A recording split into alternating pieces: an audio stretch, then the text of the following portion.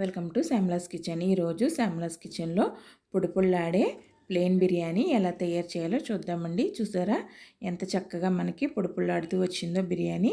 ఇప్పుడు స్టవ్ వెలిగించుకుని మందపాటి కళాయి పెట్టుకోవాలి. కళాయి వేడెక్కిన తర్వాత 2 స్పూన్ల ఆయిల్ 2 స్పూన్ల నెయ్యి వేసుకుని కరిగిన తర్వాత మసాలా దినుసులు వేసుకోవాలి. ఆకు, లవంగాలు, చెక్క, జాపత్రి వేసుకుని అలాగే బంగాళదుంప, క్యారెట్ ముక్కలు కూడా వేసుకుని వేయించుకోవాలి. వేగిన తర్వాత 2 స్పూన్లు జీడిపప్పు వేసుకోవాలి. జీడిపప్పు వేగిన తర్వాత ఉల్లిపాయ ముక్కలు వేసుకోవాలి. చిరుకిల్లా కట్ చేసుకున్న ఉల్లిపాయ ముక్కలు వేసుకోవాలి. ఉల్లిపాయ ముక్కలు వేగాక అల్లం వెల్లుల్లి పేస్ట్ వేసుకుని పచ్చివాసన పోయేంత వరకు వేయించుకోవాలి. ఇవన్నీ వేగిన తర్వాత రుచికి సరిపడా ఉప్పు వేసుకోవాలి. ఈ ముక్కలకు సరిపడా ఉప్పు మాత్రమే వేసుకోవాలి. అలాగే కొద్దిగా పుదీనా, కొత్తిమీర వేసుకుని ఒకసారి కలుపుకోవాలి. అటు ఇటు కలుపుకున్న తర్వాత ఇందులో గరం మసాలా వేసుకోవాలి. 1 స్పూన్ గరం మసాలా పడుతుంది.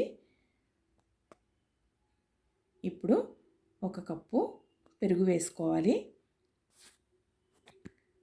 పెరుగంతా కలిసేలాగా కలుపుకున్న తర్వాత ఒక 5 నిమిషాలు దగ్గర పడేంత వరకు ఉడికించుకోవాలి.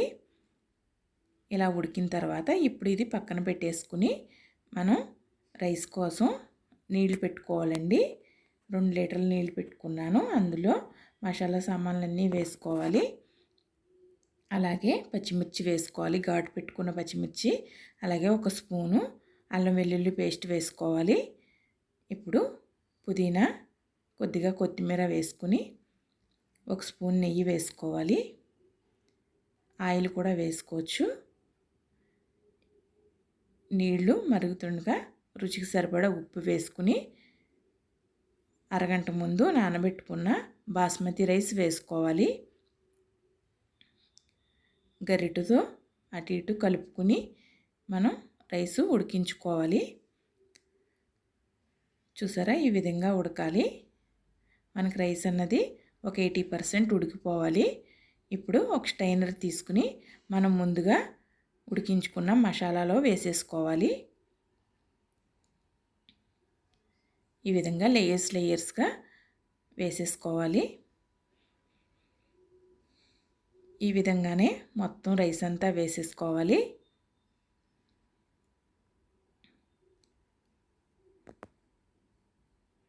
ఇప్పుడు ఇందులో 1/2 టీ స్పూను గరం మసాలా వేసుకోవాలి. అలాగే ఫ్రైడ్ ఆనియన్స్ వేసుకోవాలి. కొద్దిగా కొత్తిమీర, పుదీనా కూడా వేసుకోవాలి. ఇప్పుడు 1 స్పూన్ నెయ్యి వేసుకోవాలి. అలాగే నేను ఇక్కడ ఫుడ్ కలర్ వేస్తున్నాను. మీకు ఇష్టమైతేనే వేసుకోండి. కలర్ఫుల్గా ఉంటుందని వేస్తున్నాను.